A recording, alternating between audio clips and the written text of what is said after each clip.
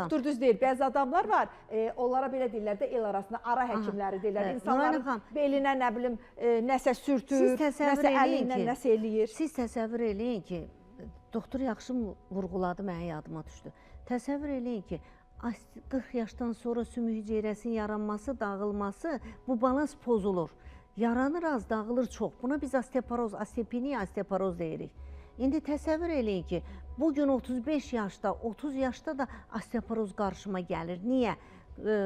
Qadın orqanları götürülmüş olur, qalxana bəzər vəz patologiyası olur, böyrək xəstəliyi olur, həzm xəstəliyi, qurt xəstəliyi. Bunlar osteoporozu sürətləndirdi. 40-da yox, bizə osteopeniya, sümük sınma riskindən 55-də, 60-da baxıram, sümük sınma riskidir. Ona görə də doktorun sözünə qüvvət.